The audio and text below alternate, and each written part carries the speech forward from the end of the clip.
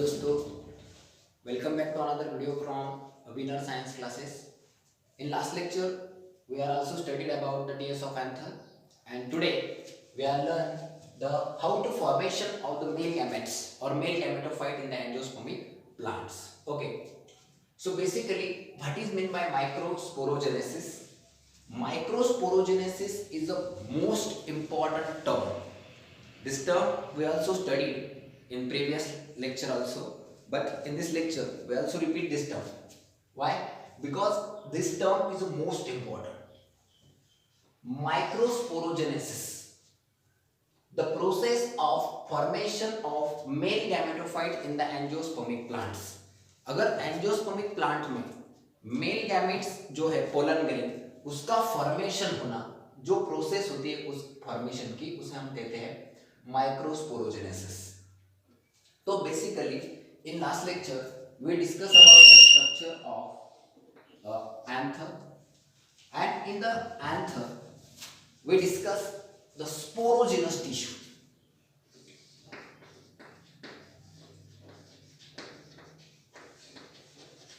Sporogenous tissue. अगर हम बात करें एंथर वॉल की, तो एंथर में हमने क्या क्या देखा है? तो एंथर में हमने देखा है कि जो सर्कुलर है उसे हम कहते हैं माइक्रोस्पोरेंजिया, और माइक्रोस्पोरेंजिया कवर होती है किससे? वॉल से. कितने वॉल से? 4 वॉल्स. जो एक्सटर्नल जो वॉल होगी एंथर की उसे हम कहेंगे एपिडर्मिस. एपिडर्मिस. उसके नीचे वाली जो होगी उसे हम कहेंगे एंडोथेशियम. एंडोथेशियम. उसके अंदर वाली जो वॉल होगी उसे हम कहेंगे मिडल लेयर. Middle layer. और सबसे अंदर वाली जो कि बहुत ही खास है इस लेक्चर में, इसके बारे में हम पढ़ेंगे, जो बहुत ही इंपॉर्टेंट वॉल होगी उस वॉल को हम कहेंगे टैपेटम.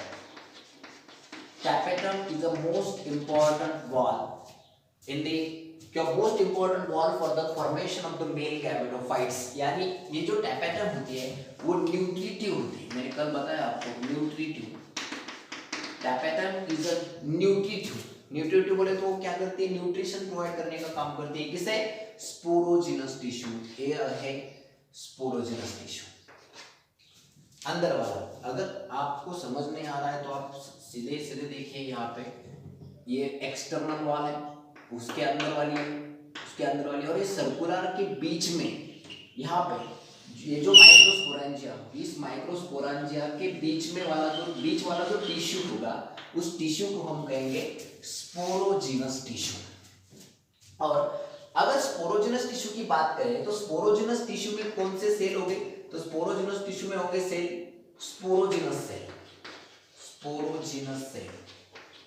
अब ये जो स्पोरोजिनस सेल होंगे, जो कि स्पोरोजिनस टिश्यू के अंदर प्रेजेंट होंगे, उस स्पोरोजिनस सेल में अगर टिश्यू है तो ग्रुप ऑफ सेल होगा. 1 सेल, 2 सेल, 3 सेल, 4 सेल, 5, ऐसा सेल का ग्रुप होगा, और उस ग्रुप को हम कहेंगे स्पोरोजिनस टिश्यू. लेकिन इस ग्रुप में की जो एक सेल है उसे हम कहेंगे स्पोरोजिनस सेल. समझ में आपको? तो ये जो स्पोरोजिनस सेल है इसमें एबिलिटी होती है पोलन ग्रेन फॉर्मेशन की, और ये जो स्पोरोजिनस सेल है वो मियोटिक डिवीजन करती है. कौन सा division? Meiotic division. Sporogenous cell. ये स्पोरोजिनस सेल है. स्पोरोजिनस सेल को हम इन शॉर्ट में कहते हैं MMC ऑब्लिक PMC. MMC यानी माइक्रोस्पोर मदर सेल. यानी कि ये जो सेल है वो मदर होती है पोलन ग्रेन की. इस सेल का डिवीजन होगा तब पोलन ग्रेन बनेगा. समझ में आया? तो इसे हम कहेंगे माइक्रोस्पोर मदर सेल, और अभी कहेंगे दूसरा नाम भी इसे pollen mother cell. Pollen mother cell. भाई आप इसे पोलन मदर सेल क्यों कहा, और माइक्रोस्पोर मदर सेल और पोलन मदर सेल में क्या डिफरेंस है? तो माइक्रोस्पोर यानी क्या होता है? पोलन होता है, तो इस वजह से इसे पोलन मदर सेल भी कहा तो कोई बात नहीं, माइक्रोस्पोर मदर सेल कहा तो भी कोई बात नहीं है. अब ये जो पोलन मदर सेल है इसमें मियोटिक डिवीजन होगा। कौन सा डिवीजन होगा? मियोटिक डिवीजन होगा। अब ये मियोटिक डिवीजन क्या होता है? ये इक्वेशनल होता है कि अनइक्वेशनल होता है? अगर आप विनर साइंस क्लासेस के स्टूडेंट हैं तो आपको यह टर्म अच्छी तरीके से पता होगी कि मियोटिक डिवीजन क्या होता है और माइटोटिक डिवीजन क्या होता है। फिर भी एक रिव्यू हम यहाँ पे देखेंगे। अगर पेरेंट सेल डिप्लॉयड नेचर की है और वहां से जो ऑफस्प्रिंग सेल फॉर्म होने वाली है उसका नेचर भी अगर डिप्लॉयड है, यानी कि दोनों का पेरेंट्स का और ऑफस्प्रिंग सेल का नेचर सिमिलर नेचर है, तो इसे कहेंगे हम माइटोटिक डिवीजन। माइटोटिक डिवीजन ये इक्वेशनल होता है, इक्वेशनल, क्योंकि इसमें इक्वल क्रोमोसोम क्या होंगे? डिस्ट्रीब्यूट होंगे जो कि डिप्लॉयड नेचर वाले। लेकिन मियोटिक डिवीजन में ऐसा नहीं होता है। मियोटिक डिवीजन में अगर पेरेंट सेल डिप्लॉयड होगी तो उससे बनने वाली जो ऑफस्प्रिंग सेल है वो हैप्लॉयड होगी। हैप्लॉयड यानी हाफ नंबर ऑफ क्रोमोसोम होंगे, उसमें क्रोमोसोम पेयर में नहीं होगी। तो ये बात आप जान लीजिएगा। और स्पोरोजिनस सेल में और पोलन मदर सेल में जब सेल डिवीजन होगा, कौन सा? तो मियोटिक डिवीजन होगा, तो उसमें 4 पोलन ग्रेन बनेंगे।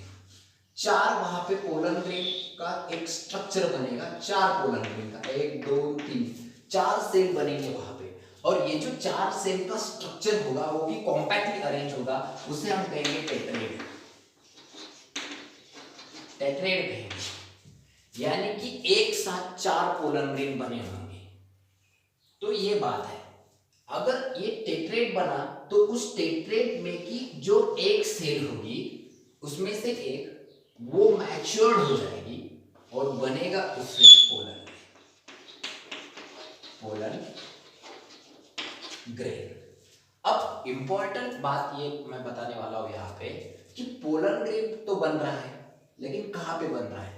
पोलन ग्रेन बन रहा है माइक्रोस्पोरेंजिया में। अब एक बात आप ख्याल में रखिएगा, माइक्रोस्पोरेंजिया और पोलन सैक। माइक्रोस्पोरेंजिया को हम पोलन सैक कहते हैं। मैंने लास्ट लेक्चर को बताया आपको कि microsporangia is also called as pollen sac. लेकिन माइक्रोस्पोरेंजिया कब होगा? जब इसमें माइक्रोस्पोर होंगे टेट्रेड के फॉर्म में। लेकिन जब ये टेट्रेड सेपरेट हो जाएंगे और पोलन ग्रेन उनसे बनेंगे, तब वो सारे के सारे उस पोर्शन में सिर्फ पोलन ग्रेन होंगे। इस वजह से हम उसे कहेंगे पोलन सैक। तो जब डिहेसेंस का टाइम आएगा, एंथर डिहेसेंस का, तब microsporangia converted into a pollen sac. और जब एंथर मैच्योर नहीं हुआ है, अभी पोलन ग्रेन बनना चालू है, तब उसे हम कहेंगे माइक्रोस्पोरेंजिया। तो ये बात है। अब कौन से टाइप सर? यहाँ पे हमने क्या देखा है अभी कि फॉर्मेशन ऑफ मेल गैमेटोफाइट। अब ये टर्म यहाँ पे बहुत जरूरी है कि गैमेटोफाइट कहाँ में? गैमेट नहीं कहा। What is the main difference between gametes and gametophytes? ये बहुत ही इंपॉर्टेंट क्वेश्चन है जो कि मैक्सिममली हमें यहाँ पे पूछा जाएगा नीट में कि गैमेटोफाइट और गैमेट में क्या फर्क है। तो गैमेटोफाइट एक स्ट्रक्चर होता है कि जिसमें गैमेट होता है, और गैमेट और गैमेटोफाइट में यही फर्क है, ख्याल में रखिएगा। यानी कि पोलन ग्रेन जो है वो गैमेट नहीं है, उसके अंदर जो सेल बनेगी वो गैमेट है। यानी ये पोलन ग्रेन सिर्फ गैमेट कैरियर है कि वो क्या करता है, एंथर से स्टिग्मा तक, एंथर से स्टिग्मा तक वो क्या करता है, तो गैमेट ट्रांसफर करने का काम करता है। अब अगर आप देखना चाहेंगे तो गैमेट फॉर्मेशन जब हो रहा है, ये एंथर में गैमेट बन रहे हैं, तब बहुत सारे पोलन ग्रेन वहां पे बनेंगे। अब आप देखेंगे कि अप्रोक्सीमेट एक सेल अगर होगी इसमें तो एक से 4 बनेंगे। तो 1000 सेल अगर इस पोलन साइड में होगी तो यहाँ से 4000 पोलन ग्रेन बनेंगे, यहाँ से 4000, यहाँ से 4000, यहाँ से 4000। और एक ही एंथर में मैक्सिममली 8 से 16000 पोलन ग्रेन बन जाएंगे, यानी large amount of pollen grain बनेंगे।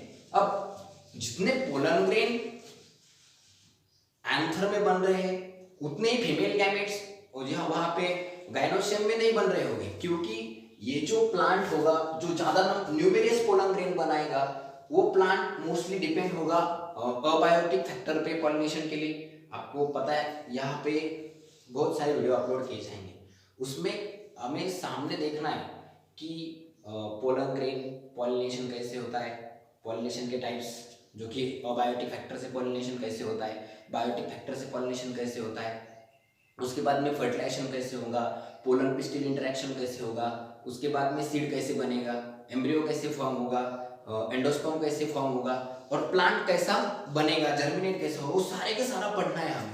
तो एक बात ख्याल में रखिएगा कि जो प्लांट अबायोटिक फैक्टर का यूज करके, अबायोटिक फैक्टर का यूज करके अगर पॉलिनेशन करता है, पॉलिनेशन यानी transfer of pollen grain anther to stigma pollination करता है, तो वो ज्यादा नंबर से पोलन ग्रेन बनाने का काम करता है, क्योंकि पोलन ग्रेन जितने ज्यादा बनाएगा उतना ही उसका पॉलिनेशन की जो क्वांटिटी होगी वो ज्यादा होगी, क्योंकि वो बायोटिक फैक्टर, अब अबायोटिक फैक्टर कौन से आएंगे, वही आएंगे, एयर ग्रेन आएगी, और जो कि वाटर आएगा, वाटर। अब वाटर को तो पता नहीं है ना कि हमें पॉलिनेशन करना है भाई, ये प्लांट ने हमें, इस प्लांट ने हमें पोलन ग्रेन दिया है तो वह स्टिग्मा तक पहुंचाना है, वो जैसा रैंडमली वहां बहता जाएगा, और जब 10,000 पोलन ग्रेन वाटर पे जाएंगे तब उसमें से 5-6 उस स्टिग्मा तक पहुंचेंगे, ऐसी हम सोच सकते हैं। इस वजह से अबायोटिक फैक्टर की हेल्प से अगर पॉलिनेशन हो रहा हो तो पोलन ग्रेन ज्यादा न्यूमरियस हमें बनाना पड़ेगा।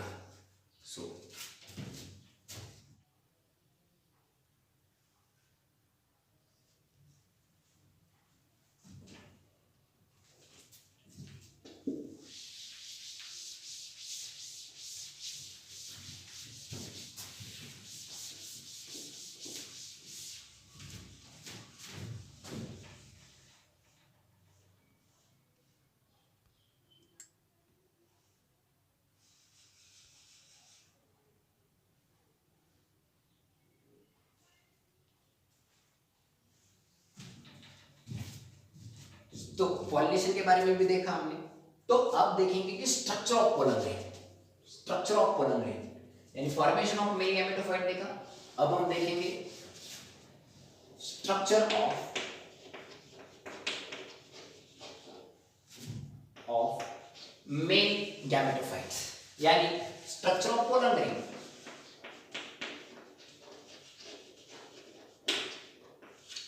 अब पोलन ग्रेन कैसा होगा, nearly circular. In some plants, the pollen grain become nearly circular. अब अगर पहले सर्कुलर फॉर्म के बारे में पढ़ने से पहले आप एक बात यहाँ पे ख्याल में रखिएगा कि अगर हमें स्ट्रक्चर ऑफ मेल गैमेटोफाइट के बारे में अगर पढ़ना है तो पहले हमें उसके बारे में बहुत कुछ सोचना पड़ेगा कि वो क्या है, वो मेल गैमेटोफाइट है, यानी कि इनिशियल कंडीशन में जब हम पोलन ग्रेन के स्ट्रक्चर के बारे में बात करेंगे तो इनिशियल कंडीशन में सिंगल सेल होगा, pollen grain is a single cell initial,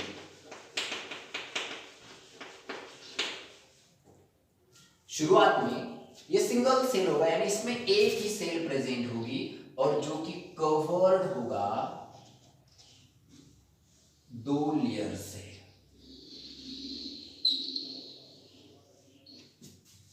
2 layer से कवर्ड होगा, और ये जो एक्सटर्नल जो लेयर होगी उसे हम कहेंगे स्पोरोडर्म। इनिशियली जब, और ये होगा न्यूक्लियस,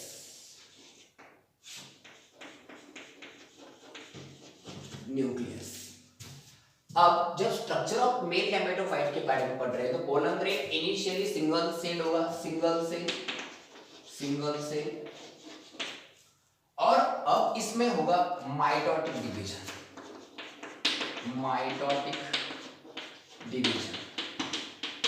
लेकिन ये mitotic division unequational mitotic division होगा कि इसमें इक्वल साइटोप्लाज्मिक डिवीजन यानी इक्वल कैरियोकाइनेसिस होगा और अनइक्वल साइटोकाइनेसिस होगा, मतलब एक लार्ज सेल यहाँ पे फॉर्म होगी और एक स्मॉल सेल फॉर्म होगी, एक लार्ज सेल बनेगी और एक स्मॉल सेल बनेगी जो कि कवर्ड होगी स्पोरोडर्म से,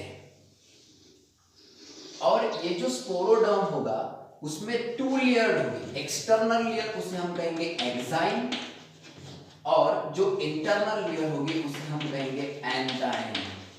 तो ये बहुत ही इंपॉर्टेंट स्ट्रक्चर है पोलन रिंग के बारे में पढ़ने के लिए।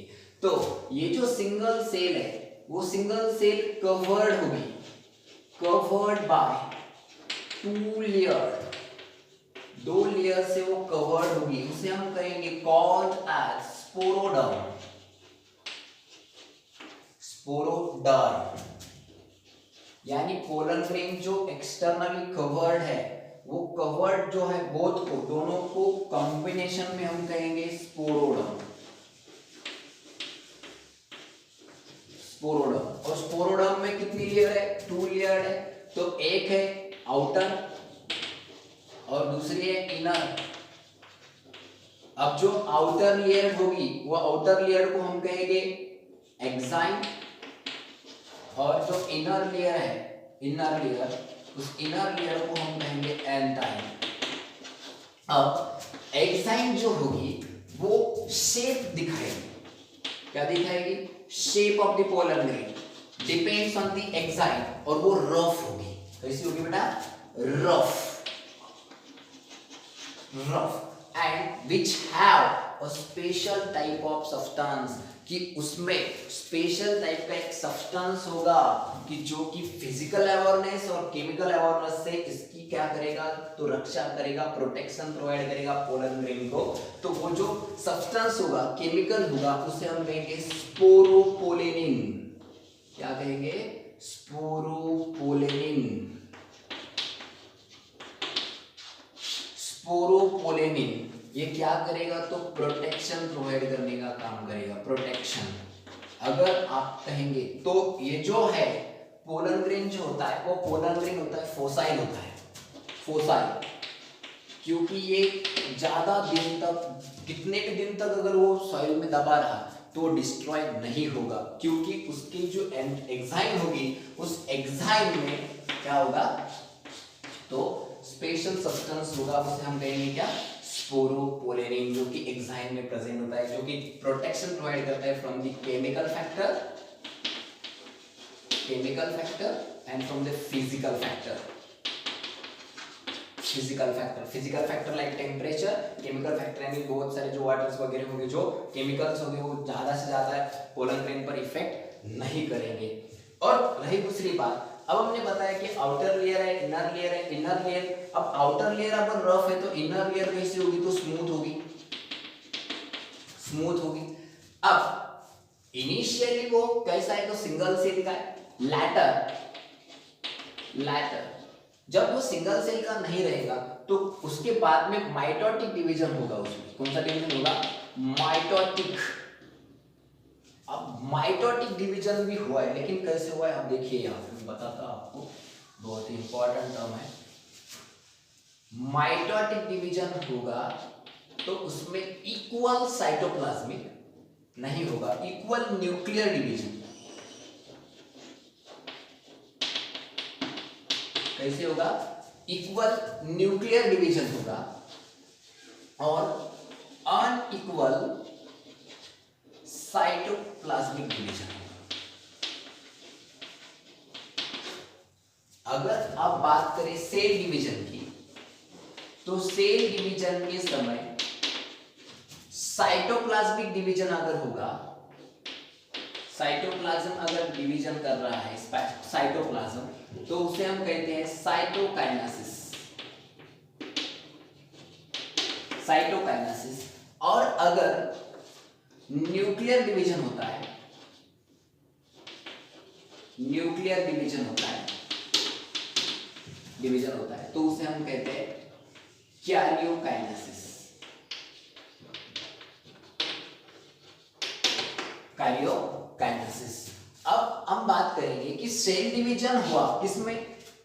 सिंगल सेल जो कि सेल बनी है टेट्रेड में, उसमें सेल डिवीजन हुआ, माइटोटिक डिवीजन हुआ, तो एक लार्ज सेल बनी और एक बनी कौन सी? स्मॉल सेल बनी। जो लार्ज सेल बनी यहाँ पे, उस लार्ज सेल को हम कहेंगे vegetative cell. Large cell it is also called as vegetative cell. और जो स्मॉलर सेल होगी वहां पे, उसे हम कहेंगे जनरेटिव सेल। ये जनरेटिव सेल है और एक वेजिटेटिव सेल है। अब जनरेटिव सेल और वेजिटेटिव सेल में क्या फर्क होता है? तो वेजिटेटिव सेल लार्ज होती है कि जिसमें लार्ज वैक्यूल्स एंड न्यूट्रिएंट्स होता है। सो यहां पे लार्ज सेल बनेगी, large cell is called as vegetative cell, vegetative cell. और जो स्मॉल सेल होगी उसे हम कहेंगे स्मॉल सेल, उसे हम कहेंगे जनरेटिव सेल, जनरेटिव सेल। अब वेजिटेटिव सेल भी बनी है, जनरेटिव सेल भी बनी है। उसके बाद में इंपॉर्टेंट पॉइंट आता है कि जब पॉलिनेशन होगा, जब पॉलिनेशन होगा तब वेजिटेटिव सेल का फंक्शन क्या होगा और जनरेटिव सेल का क्या फंक्शन होगा, इसके लिए हमें जरा नया पॉइंट देखना पड़ेगा कि बहुत इंपॉर्टेंट पॉइंट है। अब वो कौन सा पॉइंट है कि उसे हम कहेंगे डेवलपमेंट ऑफ मेल गैमेटोफाइट। अब मेल गैमेटोफाइट की जो डेवलपमेंट होती है, अब हमने फॉर्मेशन देखा कि वो बना कैसे, लेकिन उसकी डेवलपमेंट देखनी है कि वो कहां कैसे डेवलप होता गया। अब अगर बात करें पॉलिनेशन की, तो पॉलिनेशन यानी एंथर से पोलन ग्रेन ट्रांसफर होगा स्टिग्मा तक, या स्टिग्मा है सपोज, या एंथर, यहां से पोलन ग्रेन यहां पे ट्रांसफर होगा। तो अब हमने देखा है यहां पे कि अभी पोलन ग्रेन यहां से ट्रांसफर होने के लिए तैयार है, ये यानी पॉलिनेशन होने के पहले की डेवलपमेंट है ये, और एक डेवलपमेंट होगी जो पॉलिनेशन के बाद होगी। यानी development of male gametophytes are divided into two category. First one is before pollination and after pollination. So हमने जो देखी है अभी ये है बिफोर पॉलिनेशन, कि पॉलिनेशन अभी हुआ नहीं है लेकिन मेल गैमेटोफाइट यहाँ पे बना है। तो बिफोर पॉलिनेशन ऐसी डेवलपमेंट उसकी होगी। वो इनिशियली सिंगल सेल होगा, उसके बाद में उसमें माइटोटिक डिवीजन टेक्स प्लेस होगा। तो माइटोटिक डिवीजन अगर टेक्स प्लेस हुआ उसमें तो एक लार्ज सेल बनेगी, एक स्मॉल सेल बनेगी। उसके बाद में लार्ज सेल को हम कहेंगे वेजिटेटिव सेल और स्मॉल सेल को कहेंगे हम जनरेटिव सेल। और जो कि पोलन ग्रेन होगा 2 लेयर से कवर्ड होगा। आउटर लेयर को हम कहेंगे एक्साइट और इनर लेयर को हम कहेंगे एंटाइन। आउटर लेयर में स्पेशल सब्सटेंस होगा उसे कहेंगे हम स्पोरोपोलेनिन। तो ये बात है। अब जब पॉलिनेशन हुआ, आफ्टर पॉलिनेशन, अब हम देखेंगे आफ्टर पॉलिनेशन, पॉलिनेशन होने के बाद, आफ्टर पॉलिनेशन हुआ यानी ट्रांसफर हो गया। अब पोलन ग्रेन यहां से निकला और यहां पे आके डस्ट हो गया। तो आफ्टर पॉलिनेशन जो वेजिटेटिव सेल होती है उससे ट्यूब बाहर आती है, ट्यूब, और उस ट्यूब को हम कहते हैं पोलन ट्यूब, जो कि मेल गैमेटोफाइट को कैरी करने का काम करती है, स्टाइल से बीच में लाने का काम करती है मेल गैमेट्स को। उसे हम कहेंगे पोलन ट्यूब। यानी पोलन ट्यूब जो होती है वो फॉर्म होती है कहां से? वेजिटेटिव सेल से। उसके बाद में और जो स्मॉल सेल होगी वो स्मॉल सेल क्या करेगी? तो डिवीजन करेगी, माइटोटिक डिवीजन। और उस स्मॉल सेल में माइटोटिक डिवीजन, हमको डिवीजन करेगी कौन सा? माइटोटिक डिवीजन होगा वहां पे। और उस माइटोटिक डिवीजन का नतीजा आएगा, देखिए आप, ये जो सेल है, ये सेल ट्यूब सेल है यानी वेजिटेटिव सेल है, इससे पोलन ट्यूब बाहर आ गई यहां से। अब ये जो एक्साइट और एंटाइन होगी, इन दोनों के बीच में स्मॉल पोर्स हो गए। उस पोर को हम कहेंगे जर्म पोर। क्या कहेंगे बेटा? उसे जर्म पोर कहेंगे। और ये जो ट्यूब होगी और ये जो वेजिटेटिव सेल होगी, इससे ट्यूब बनेगी और वो बाहर आ जाएगी कहां से? तो जर्म पोर से वो बाहर आ जाएगी ऐसे। यानी कि बहुत सारे ट्यूब, बहुत सारे जर्म पोर होगी पोलन ग्रेन पे, वहां से वो पोलन ट्यूब बाहर आ जाएगी। और ये जो जनरेटिव सेल है और जनरेटिव सेल का जो न्यूक्लियस है वो भी पोलन ट्यूब में आ जाएगा और यहाँ पे वो डिवाइड करेगा, 2 सेल बनेंगे। और ये जो 2 सेल बनेंगे हैप्लॉइड सेल, वो होगी हमारे मेल गैमेट। यानी कि हम जो देख रहे हैं, मैं जो बता रहा हूं आपको कि पोलन ग्रेन मेल गैमेटोफाइट्स है, लेकिन मेल गैमेट कौन थे? उसमें 2 तैयार हो गए यहाँ पे, वही हमारे मेल गैमेट्स हो गए और वही सामने जाके फर्टिलाइजेशन करने वाले हैं। तो जर्म पोर के बारे में बताना हमारा रह गया था, ये बहुत ही इंपॉर्टेंट पॉइंट स्किप हो रहा था हमारा, लेकिन हमें पता चल गया अभी कि जर्म पोर क्या होगा। तो जो कि एक्साइन होगी, एंटाइन होगी, उसमें स्मॉल स्मॉल पोर्स होगी कि जहां से पोलन ट्यूब बाहर आ जाएगी, उस पोर को हम कहेंगे जर्म पोर कहेंगे। So it is a most important point, so recall this.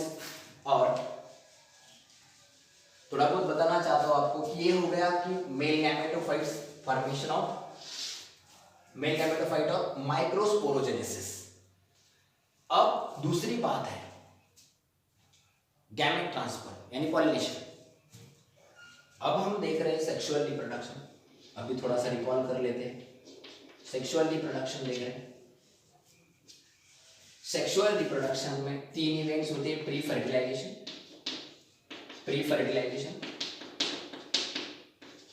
जब तक ये आपको समझेगा नहीं तब तक मैं क्या पढ़ा रहा हूं आपको पता नहीं चलेगा। उसके बाद में होता है फर्टिलाइजेशन,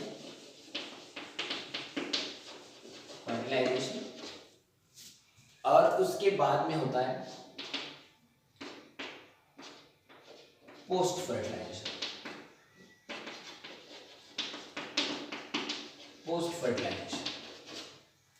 अब प्री फर्टिलाइजेशन में आता है गैमेट फॉर्मेशन, जो कि गैमेट 2 टाइप्स के होंगे, मेल गैमेटोफाइट्स यानी माइक्रोस्पोरोजेनेसिस और फीमेल गैमेट फॉर्मेशन यानी मेगास्पोरोजेनेसिस। तो हमने अभी सिर्फ माइक्रोस्पोरोजेनेसिस के बारे में पढ़ा है, अभी हम पढ़ने वाले मेगास्पोरोजेनेसिस के बारे में। और जब हम मेगास्पोरोजेनेसिस के बारे में पढ़ेंगे उसके बाद में देखेंगे कि दोनों का इंटरेक्शन कैसे होगा, यानी मेल गैमेट जो होगा वो फीमेल गैमेट के पास कैसे जाएगा, यानी पॉलिनेशन के बहुत सारे टाइप्स हमें देखने, बहुत ही इंटरेस्टिंग फिनोमेना हमें देखने वाले हैं। उसके बाद में हम देखेंगे कि फर्टिलाइजेशन कैसे होता है, जाइगोट फॉर्मेशन कैसे होता है, एंडोस्पर्म फॉर्मेशन कैसे होता है, और उसके बाद में हम देखेंगे कि जाइगोट से एम्ब्रियो कैसे बनेगा, और जो पेन होगा प्राइमरी एंडोस्पर्म न्यूक्लियस जो कि बनेगा, वहां से एंडोस्पर्म कैसे बन जाएगा। उसके बाद में बहुत ही डिटेल में चैप्टर है, बहुत ही इंटरेस्टिंग चैप्टर है। सो देखते रहिए, अच्छे लेक्चर में लेने की कोशिश कर रहा हूं यहाँ पे, ठीक है।